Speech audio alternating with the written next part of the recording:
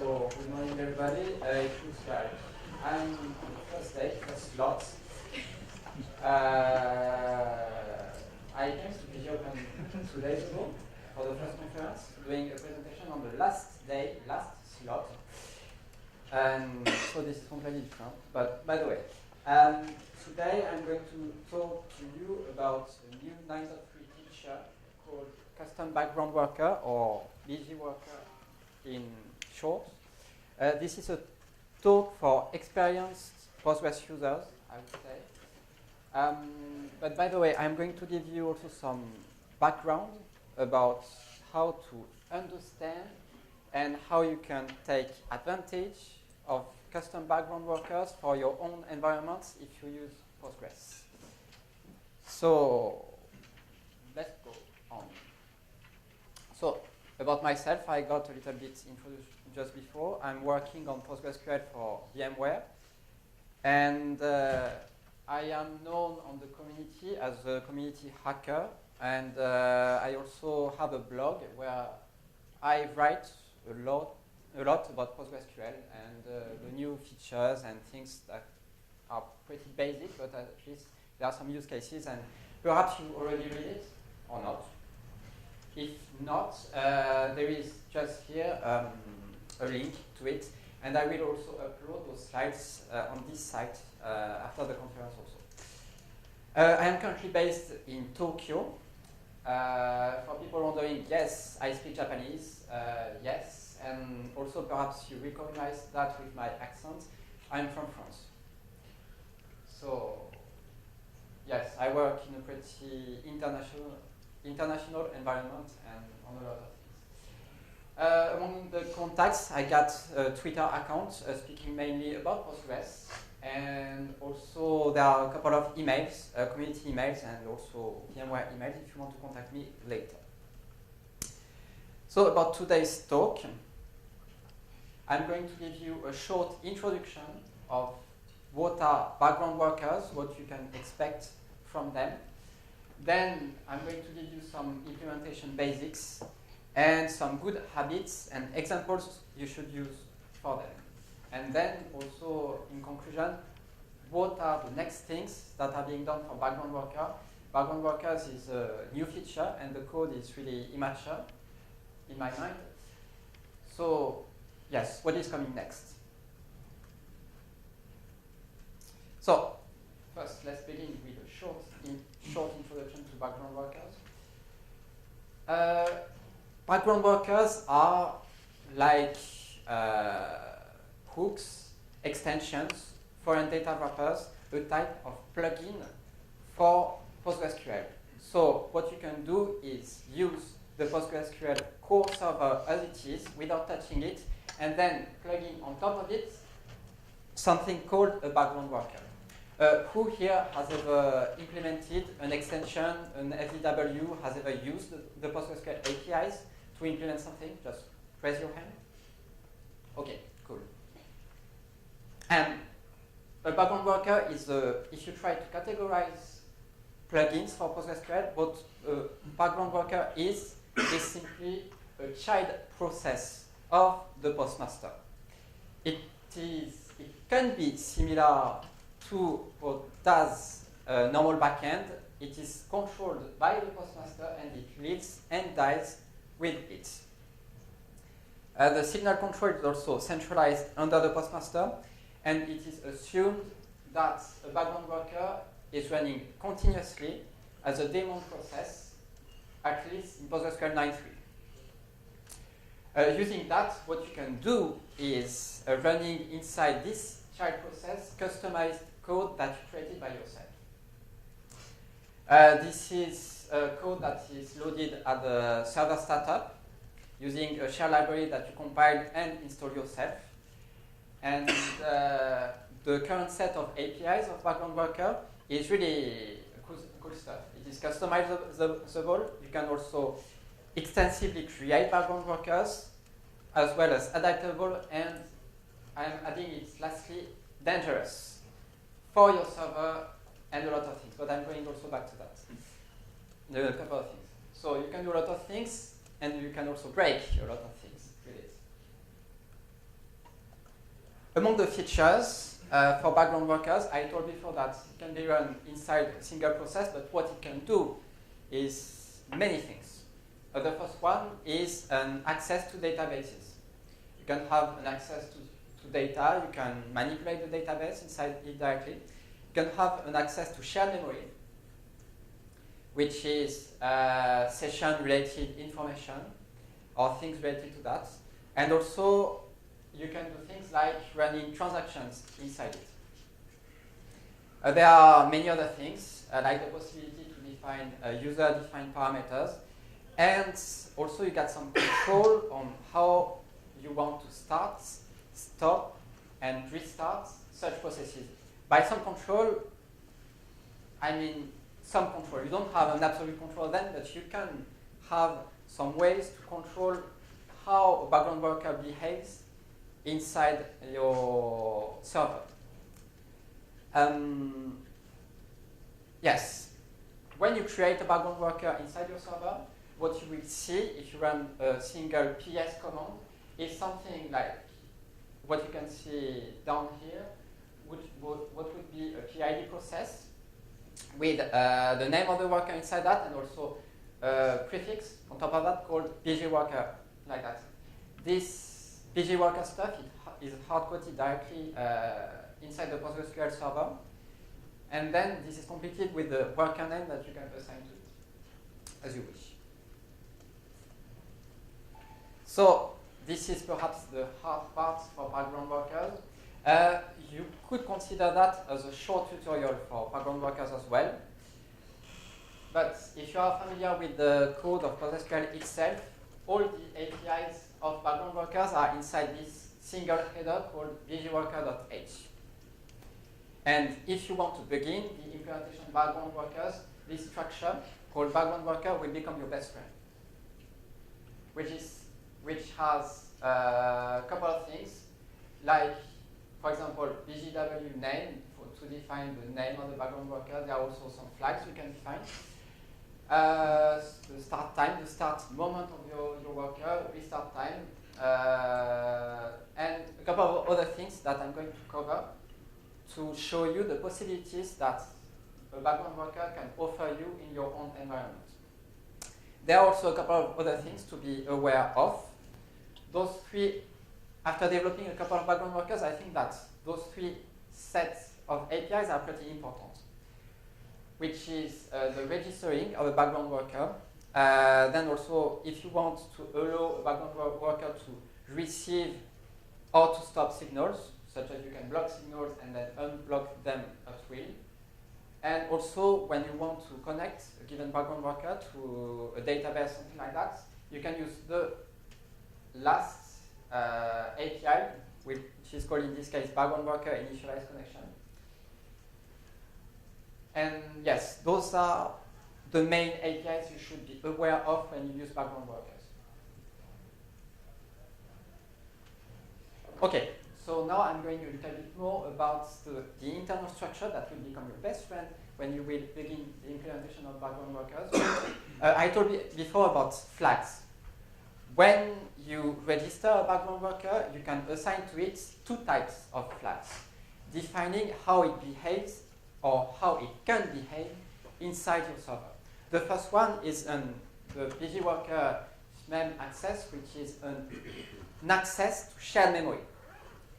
If you want, for example, to have your background worker being able to access some parameter values like GUC parameters, you need to set up this flag to have an access to that. And also, the second flag is called database connection.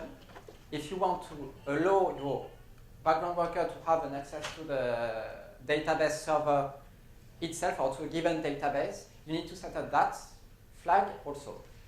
When you need a database connection, also be sure that you have an access to the shared memory as well. The database connection makes mandatory the shared memory access as well. If you don't do that, the server will complain at startup saying, hey, you set up the database connection flag, but you don't have an access to shared memory. You cannot do that. So be also aware of such things. Among the ways of customizing a background worker, you can define the moment when it starts inside your server startup, thanks to this bgw start, which is a kind of flag, you got 3 options possible. The first one being postmaster starts, allowing a background worker to start immediately when your postmaster is ready to start up other processes. The second one is called consistent state, which starts a background worker when a consistent state, like its name, there is nothing original in this case, is reached on the server. And the third one is called recovery finished. When you finish a recovery, for example, on a slave, you can start up a background worker at this moment. In the case of a master server, consistent state and recovery finished are the same things. Because when you start up a master server, the consistent state and the recovery are finished at the same time, making both flags having the same meaning in this case. You can also have some control on the restarts of background workers. By design, they are designed to be, how to say, running all the time, like daemon process. So what you can do is to control the restart of a background process in the case when it crashes. By crash being an exit code which is non-zero in this case.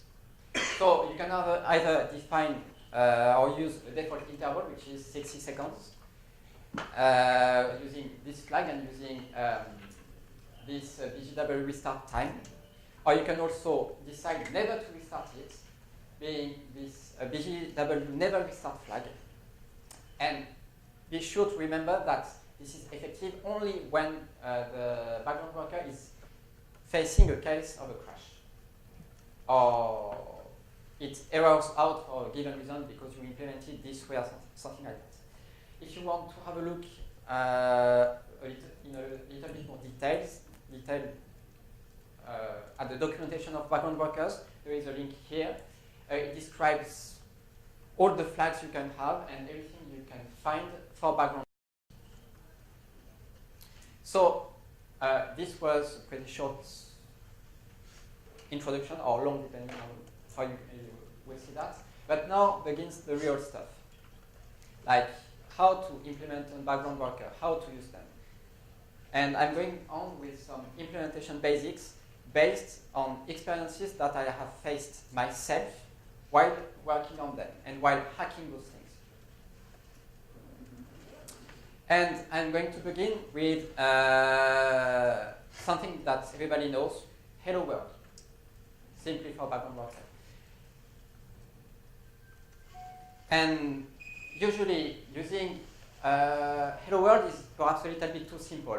Like when you begin to manipulate a new program language, I'm not going to call a background worker a program language, but what you do is simply printing hello world and just exit and doing nothing else. But I'm going to do a little bit more than that. And so, yes, what basically happens is that when you have your background worker library, what I do with this example is printing and outputting inside the server logs hello world every 10 seconds using a simple loop, and that's what it does, more or less. So when you use a background worker, what you do is first registering it, then you will see it running, second phase, and last phase you can have a look at your logs and see how it works. So just to show you how it works, I have a small example ready for you, and I'm going to show you how this works. So what I am doing now is initializing a server, and after initializing everything, what you could see here is that I registered on my background worker a background worker called hello world, loading a library called hello world. If you have a look at what your server is doing with a simple ps command,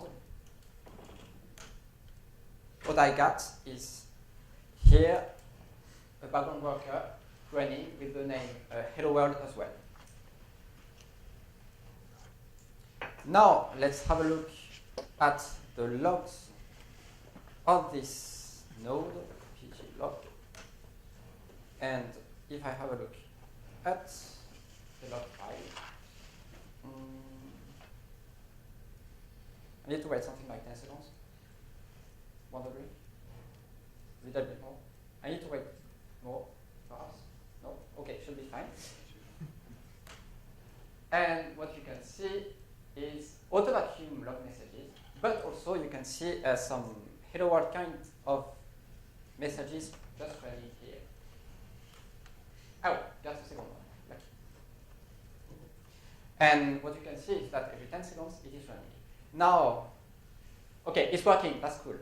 Perhaps I cheated in some way, I created something like that. But what I'm going now to show you is how I did that.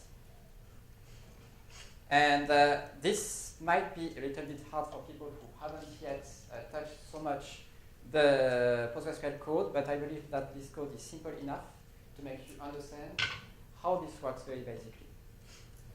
So let's begin first. For my hello world example, it's not one single line of code. When you manipulate with the PostgreSQL infrastructure, you need to do things correctly, and you need to include correct headers, and you need to do correct things. So here's, for example, on top of that, the set of normal headers I would say that you should use with this example at least. Also, you need to, when you load a shell library into the server, you need to use this pg module magic, which is also kind of important. There is also this pg init that is used as an entry point to load your data inside your server when you register a background worker. And also there is a small flag here to manipulate system signals, because my background worker is not only outputting a simple hello world message, it has also some management of signals and also a couple of other things, making it a little bit more complicated than hello world. So this is what you should do when you register a background worker. Okay, this code is made kind of short, but it has a little bit more comments if you want to use that once again later. So what I do to register a background worker is when I call this pg init function, which is used to load the background worker when server starts and everything, is creating a background worker structure, associating some flags on it, like for example here I'm doing the shared memory access one. And what I want to do is to have this background worker begin only when recovery is done. And what I'm also using here is a flag called bgw main, which helps you to define what is the function,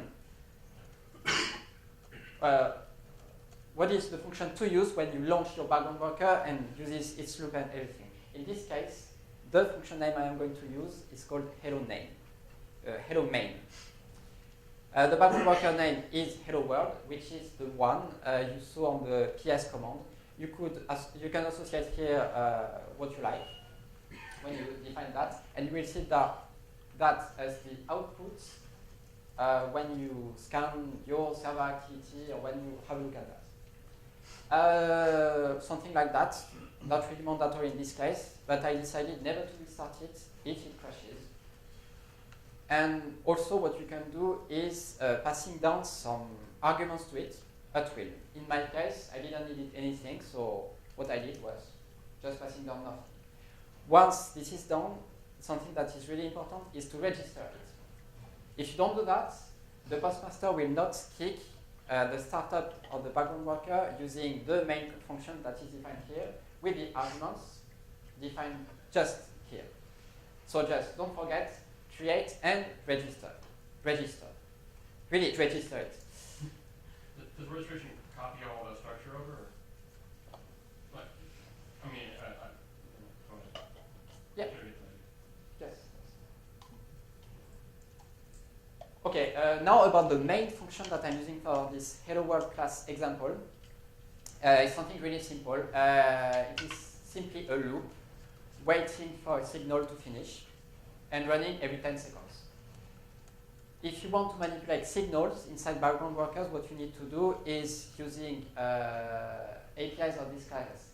Pick signal, for example, and in this case, I'm defining a small function to do a couple of things when a signal like that is coming in. And also when you, after defining that, never forget to call that, unblocking signals. You could create signals and functions like that, and sometimes you could also forget that. And then complaining, hey, I sent a signal to it and it's not working. Why? Just unblock them. And do that before doing any activity. Really, do that at the beginning of your main loop, in this case. So what this basically does is waiting using what is called a latch.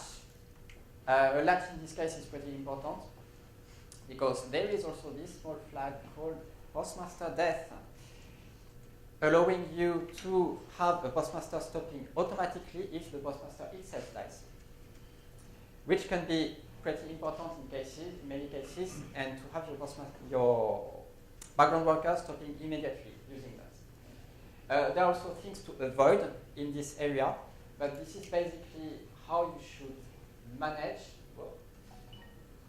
your background worker in case of a sudden death of the server or something like that. Of course, if the postmaster dies, the hello world process itself dies in the proper way with an exit code, which can be something related to your application or anything you like. In my case, I just put one, which is kind of like that. And then comes finally the hello world message that you put out on your log messages. Once you exit this loop, the background worker exits properly, and that's what it does. So for one single line of code, you still have to think a little bit about how to process things like, for example, in this case, the postmaster death, needing a latch, and also some very kind of special way of doing things. But you need also to be aware of things like that. The background worker is something that runs customized code, but it does not have all the features of the backend normal code. So sometimes you might even need to call the correct PostgreSQL APIs to make it behave in the way you want it to. Yes, so simply also I'm going through the signal management thing, which is very basic. You got a static flag, which got set to true, and also what I do is setting up the latch to have it stop properly when this flag is set up, and to have the process handle that correctly. And also using that, you have a single make file, which is 4 lines. And I use that as an external module using PostgreSQL code that has already been compiled. That's still pretty simple. Still, what I think you could do if you want to test it is simply copy-paste this code, and you could even make it run by yourself using my slides or something like that. I'm also going to give this example. It's on GitHub. I will send, no, I will not send it on the slides, but you will have the link to that also a little bit later. So this is for the hello world class example. So about this simple example, about the good thing it does is managing correctly when a postmaster dies, using a latch and using something correct in this case. Also, it does some correct signal handling, like when I receive a signal, I simply stop it. This is done with the use of a latch in this case. This is really helpful, and just when you run a loop like that, it's a background worker process, it's a daemon. So you will have a kind of loop structure. When this will run continuously like that, you should use that. Just simply use that. There are also not so many good things in this example. For example, in this hello world class example, I used a shared memory, a connection to shared memory to use the latch. If you had a look at this code just before, the latch I used was the one inside my proc latch, and this was basically not necessary. Because I could have used what is called, for example, in this case, a private latch by defining a static latch, something like that. So what I would say is that if it's absolutely not necessary and if you don't need that, you should avoid access to shared memory to avoid at least some memory on your server also. I got some experiences with that, and I broke up servers quite easily. Really, you can break that very easily. And yes, just be aware of that. And as well as that, you should avoid database connection if it's necessary. For example, if you just simply run a cron job doing, I don't know, some activity externally with the server itself, and it doesn't do anything with the database or anything like that, just don't use it. And also something that is not done with this small example is the management of other signals, like for example CHub. But this is something also that I'm going back to with my next example, which will come next. So here are a couple of advices that you should use, at least based on my experience, when you use background workers. Try to be consistent with what exists inside PostgreSQL itself. Don't reinvent the wheel and don't try to create new things. One of the things also that you should do is that if your background worker uses session-related information, is reloading configuration parameters with the management of CHub signals or something like that.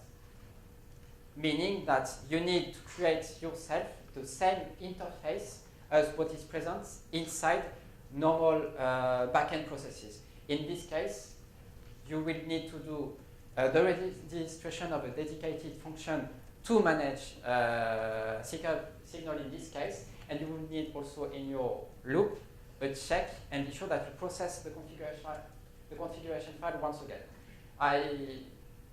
When I began hacking with background workers, I found that also by myself, like, oh, why it's not going? Oh, I didn't reloaded my parameters. And yes. Yes, so be sure that what you do is consistent with the behavior you are looking for, and have it working in a way close to what a normal PostgreSQL backend does it.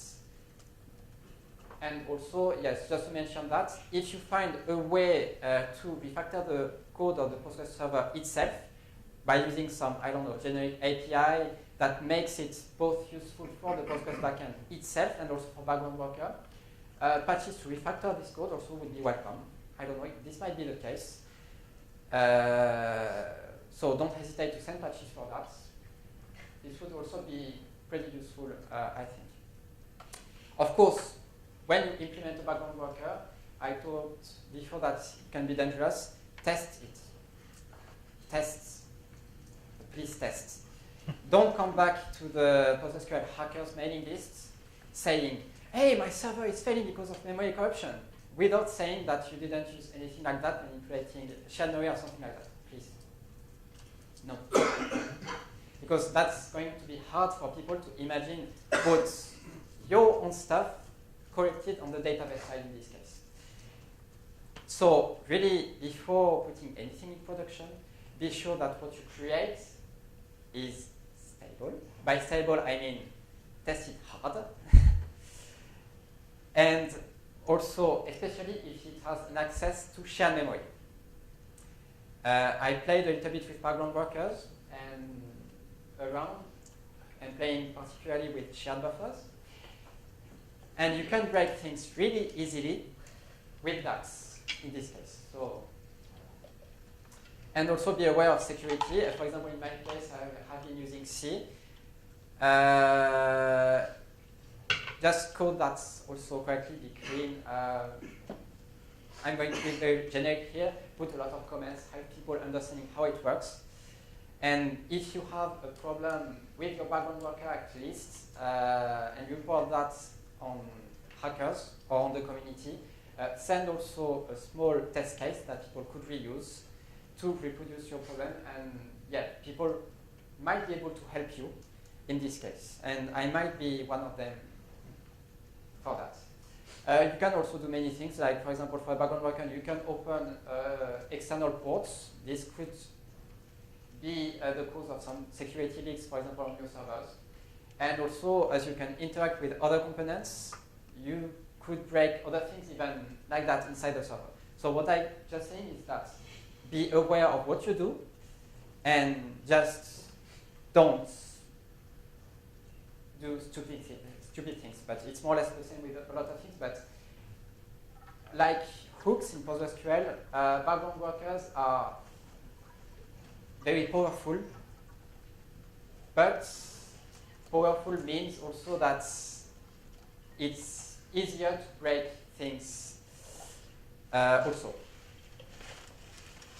Yes, as I mentioned before, you should use a private latch if possible. For example, in my Hello World class example, what I did was using the shared memory access only to have an access to my proc and only to that, and to have an access to the latch of it. Just, I shouldn't have done that. Use a private latch if particularly your background worker does not do direct interactions with your server, your database server, and only with some external, I don't know, it does some external monitoring, something like that. Yes, so limit the access to shared memory, and once again, don't play with the security of your server. You can really leak security, or this could lead to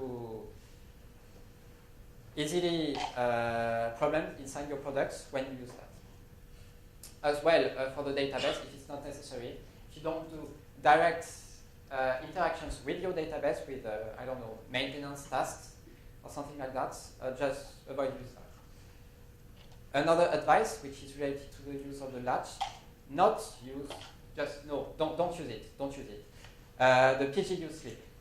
If you use that, this one does not stop at the postmaster death immediately, so you will have to wait for the postmaster, to the background worker to stop if you use that. I recall correctly. So use a latch. Don't use sleep things. The latch is inside Postgres, is implemented for that. It is made for you. So just use what is inside that. Also, don't forget the flag PG module magic. When you create a library for a background worker, this is necessary when you load the library using the PG init entry. When the postmaster loads your library and registers the background worker. And here are those 4 lines necessary to survive, I think, when you use the background worker, which are the main headers you would need to implement a background worker, like the Postgres.h, some IPC, function manager, and also the bgworkers.h to have the main APIs at your disposition when you implement a background worker. I think that this is the minimum set for 9.3. At least, yes. A couple of other things that you need to be aware of for 9.3 is that I think that this was a design choice or something like that, but there is no physical limit of background workers allowed. If you create, I might say stupid things here, but if you create a lot of background workers, what might happen is a risk of out-of-memory error on the standby because the master and the slave log table need to be the same size related to the known aside this inside procure.c, something like that. So if you create a high number of background workers, just be careful. And if you see out-of-memory errors, yes, this might happen. This has been fixed in 9.4 by using a GUC parameter called max worker processing, limiting the number of processes of background worker processes inside your worker. The default is 8, if I recall correctly. Still 8 is far enough in my mind if you want to run some maintenance or monitoring processes inside your process. Regarding the co-loading things, you need to set up shared preload libraries inside PostgreSQL.conf to load the background worker library when the server starts. This is simple, but just forget that and your background worker will not run. The entry point is PG init. And once again, just be sure to register your worker to have it kicked by the postmaster when it is ready to fork other processes. So yes, a couple of things for the signal functions. For people who have been working a little bit on background workers like me before 9.3 beta 2, the APIs of background workers have changed a little bit. So use some set of functions similar to that to manage signals correctly, and then unblock signals. Yes, really, to be sure that everything is working properly. And this should be done immediately when you enter inside the main function, clicking the start of the background worker. Yes, one last thing. Yes, it is possible to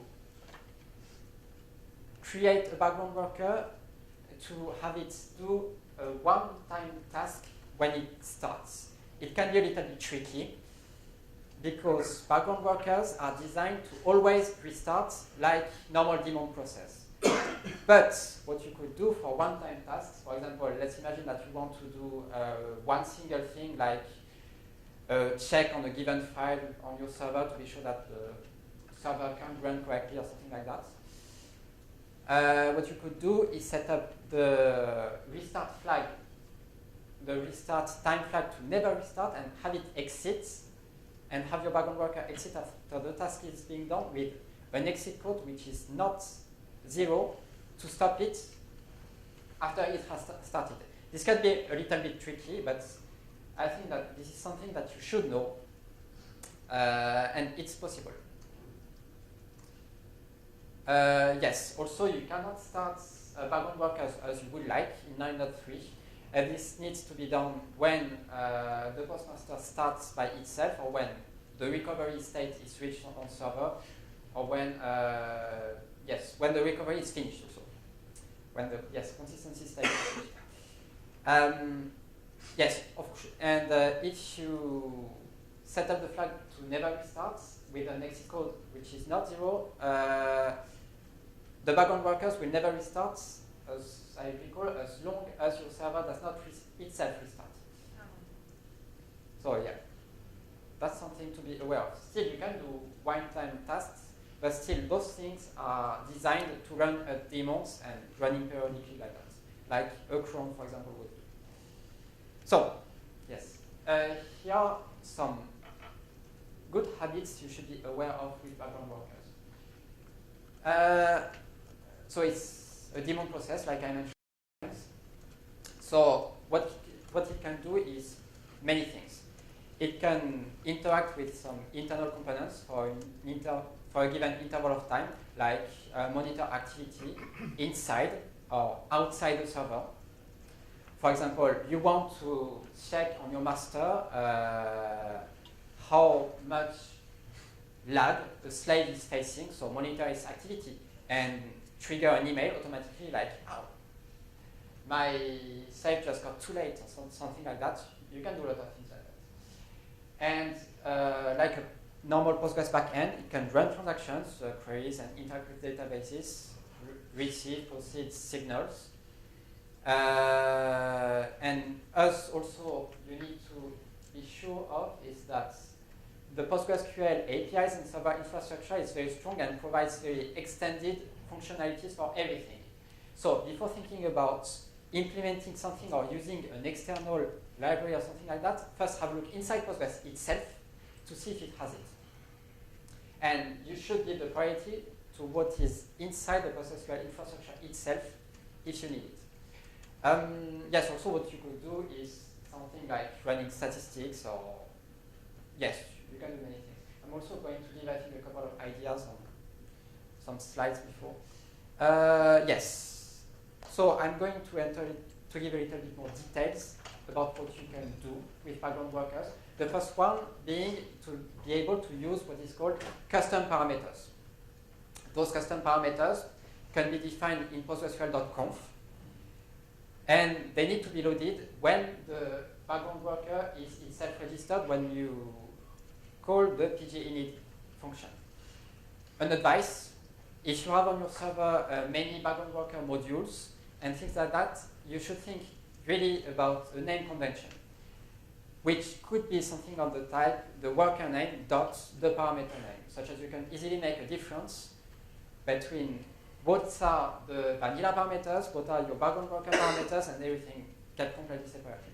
This is of course not mandatory. You can feel free to mess up your names as much as you want. That's just an advice. And it really keeps, at least in my case, it's helped me a lot to keep a view on what is done and how it is done inside the server. Another possibility is also to use a separate configuration file that you could simply include from the PostgreSQL.conf using a simple include, or for example an include if exists, because you are not obliged to have the background worker running. You might not want to load such parameters, and you want to have a generic PostgreSQL.conf for certain needs. Think about using that as well. The PostgreSQL core offers a lot of functionality to define custom parameters inside guc.h to define integer, float, boolean, enumeration, strings, a lot of things, and also the type of parameters. For example, you want to have inside your background worker a parameter that gets updated using a CFAM signal, only set up when the postmaster starts. Use something like that. There are APIs like this long one called define custom integer variable, offering you a lot of possibilities about how you can do things. Really, you can do a lot of things, and you can have the same level of granularity as you would do with a vanilla server. So this offers really a lot of possibilities. Another thing that you should be aware of is that I told before that background workers are able to run transactions. This can be a little bit tricky, but as a normal backend process, be sure that timestamps are set for your transactions correctly. For example, for background processes, I think that this call to set current statements start timestamp is set in PostgreSQL.c, but this is not the case of your background worker. So when you start a transaction or when you run a query, be sure to set up that correctly, particularly if your transaction uses time-based functions like simply now. If you don't do that, this would not work, because the internal static flag maintaining the current statement timestamp flag or something like that is not set up if you don't call that. Yes, and I also fell into that trap, so just be sure that you do that.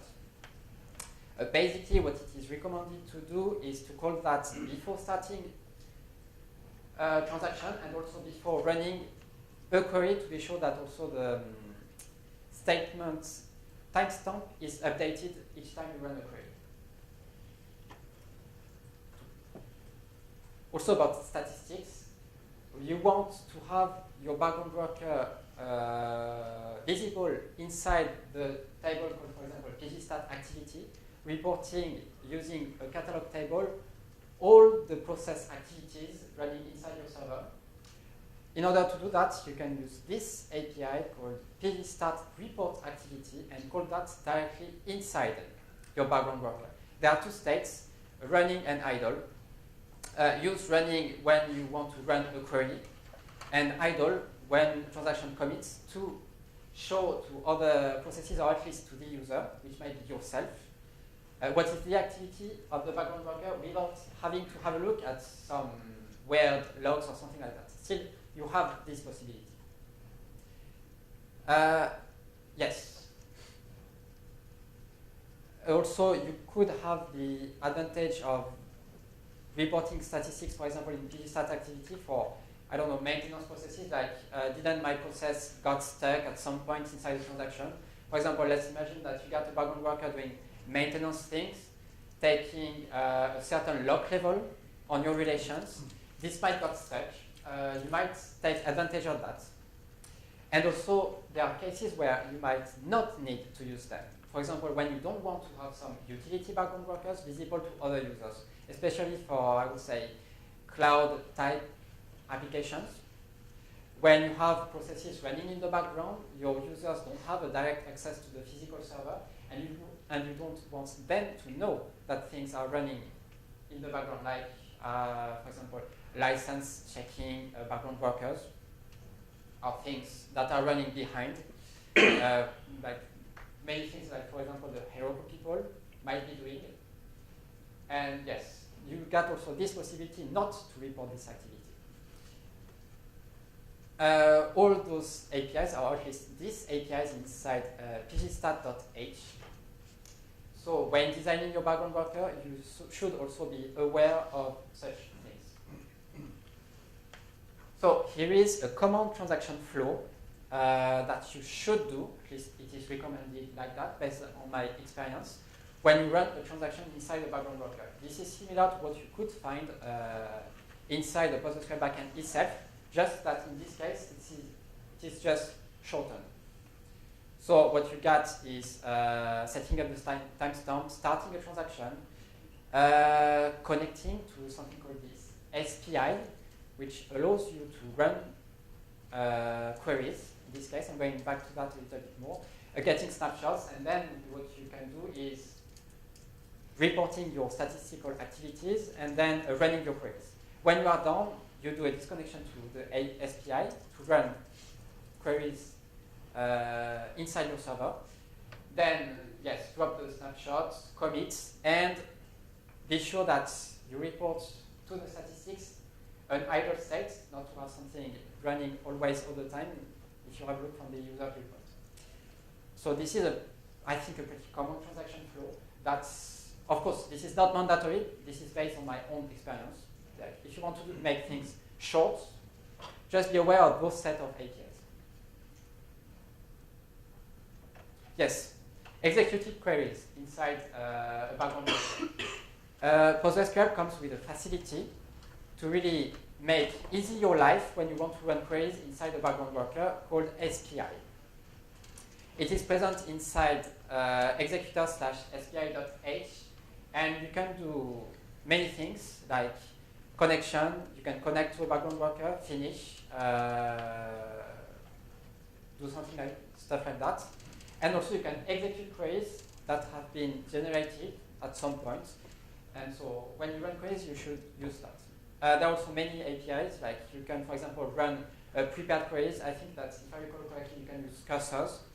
And so you can do transactions inside your background worker as you could be able to do from an external application, or at least this API facility offers you all the APIs you might need for your own maintenance things or your own transactions inside the background worker.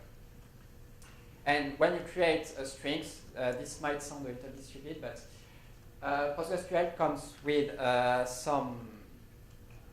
very simple structure called string info and string info data, which is an extendable string that you can use to generate, for example, your query strings. I find that pretty useful when I'm manipulating strings and queries inside background workers.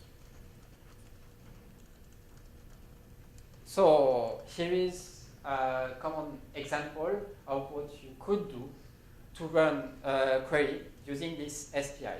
Simply executing a query using this SPI execute. Then what you do is checking only the results. Like, for example, in this case, if the result is not a select, which should not happen, the server simply logs the fatal error, and then what you could do is fetching the data using some SPI-related APIs. Like, you just take a look on the tuples and just do that. If you are looking for an example to fetch that, I don't know, you could still copy-paste this code for your own background workers and use that as a small example, or at least as a base for more complicated behaviors. But still, I'm just giving that, such as you can feel free to use that. This couldn't be used only for background workers, but even for other things. But yes, just for background worker usage, feel free to use that. That's really. Yes, so I'm coming with an example of background worker, which is a little bit more. Yes? I'll just ask you a question about that. If you do an elog fatal from within a background worker, that's going to bring down the whole server, right? Yes. Should you be, what about an elog error? No. Why would fail kill the whole server? Wouldn't it? Fail kills the back end. It'll kill the back It end. kills the back end? Okay. Yeah. Panic kills the server. Oh, yeah. Yeah. Yes. If you do an elog error from within a the backend would fail and restart immediately in this case, I would say, if I recall correctly. Then it would use the restart flag to re-click the start in this case. Yes. Oh yes, also you could manage this error message to have it exit by yourself using, for example, a proc exit code, something like that. What happens if you use error instead of fatal? I think that the process would restart by itself, just failing like that. Or if it's an error, it would fail the. Yeah, just process fail. But what comes next? The process would get restarted if I recall correctly. Yes. No chance. But yeah. Yes, by the way, you can do a lot of things with that. So yes, I got another example for you guys, which is something a little bit more complicated than the Hello World class example, and something that you could perhaps use as a base for your own applications, which is, I don't know, it's really a small idea I got for this presentation especially, which is to kill automatically idle connections on the server using a simple query, and all the small examples I can before using custom parameters, timestamps, a transaction, and also SPI calls.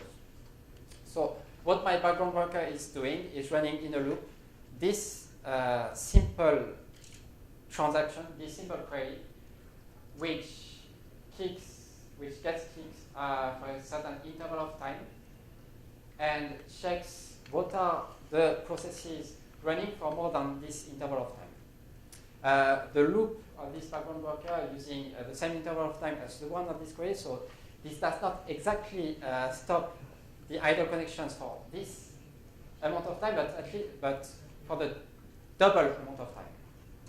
And of course, don't avoid to kill myself or something like that. This background worker has some custom parameters with a default of 5 seconds and also a maximum value of 1 hour. So I'm going to show you how this works a little bit, just to give you an idea. And okay, let's initialize that.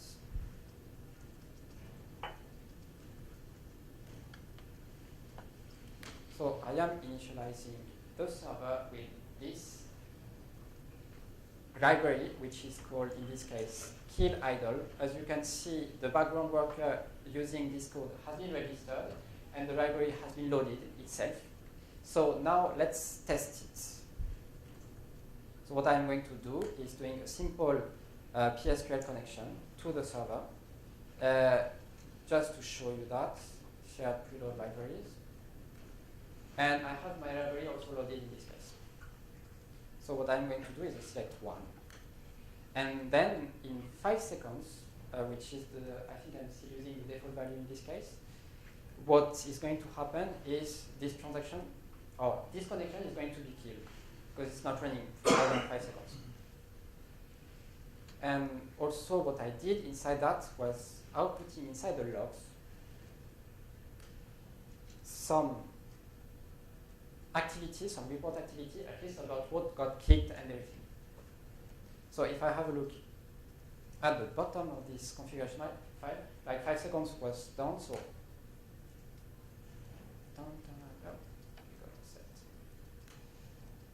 and if you could see, oh, I didn't show you the PID process, but what basically happened was a disconnection of this idle connection with this IP and the username, database name, and I think that this is the application name.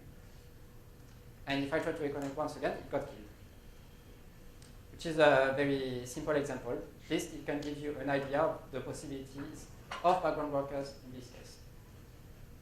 Of course, you are not obliged to do that at session level. You could also do that at transaction level using a PG cancel backend, for example, or things similar to that. Like, yes. So this was this small example. Yes. So it was working like that with the process running with this name kill idle. And yes, if you have connections running all the time, things get disconnected automatically if they are idle for a certain amount of time. What also was interesting in this case is that I report the statistic activity of this background worker here. Like when did it run last time and when did it do some stuff the last time it happened. So about background workers, once again a link to the documentation which provides the basic APIs of what are background workers, what you can do with them.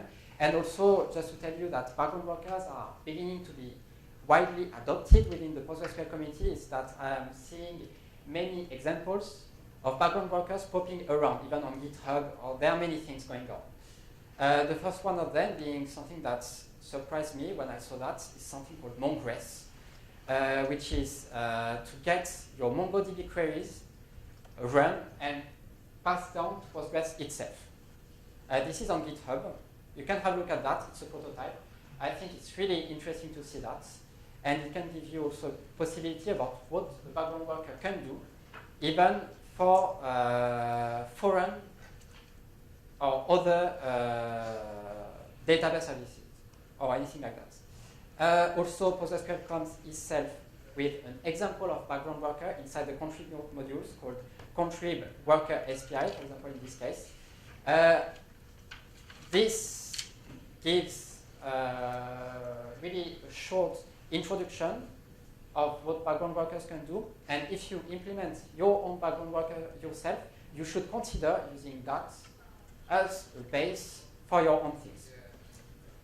You can also find a couple of examples around, but still it's something that is inside core, and as it's here, you should use it in your case. I think that in my mind, this module has all the basics in one single module, and also you need to know that this module is being maintained even when new features are added in the PostgreSQL core itself. Like when a new feature is implemented, you can have a look at that and have a look at how it runs, and you can also test it. And something that I think will come up with background workers is the possibility to have something called pgcron. I have been talking about running maintenance tasks, tasks that are running like that. A pgcron is something that is going to come up, for sure, something is going to do that. I'm not saying that I'm going to do it, but this is really something that is coming in, I think. Like, you need something that is able to run maintenance tasks periodically with your database, and I don't really think that it should be that complicated to implement it using the infrastructure present from 9.3. For all the examples of today's, I got inside my GitHub account a project called bgworkers, where you can find a set of examples of background workers that I implemented myself when playing with those things. All this code is PostgreSQL licensed, so feel free to reuse it. I wouldn't say that, for example, the kill idle stuff is production ready. There might be a couple of bugs or things I haven't thought about, but feel free to fetch it, test it, and have an idea about how to use background workers. Yes, so what next? I don't think that I got so much time left. You have no time for it. I got no time, fantastic. So 9.4 and everything is going to be awesome, and that's what I'm going to say. And also, yes, parallel query execution is another keyword that you need to be aware of with that, and it's going to use the background worker infrastructure to have everything.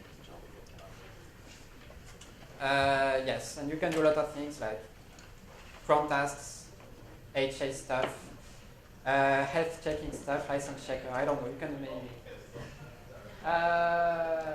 Yes, and in core, things are getting better and better, and there are more and more activities related also to parallel sorts and parallel operations using many things. So that's all I got. That was a little bit longer than I expected. You will be able to find those slides on my blog. If you have any questions, I think we have no time for questions. I'm sorry, we have the next session that's starting at 11:30, so we need to move on. Okay. Okay, thank you. So if you have questions, just come back to me.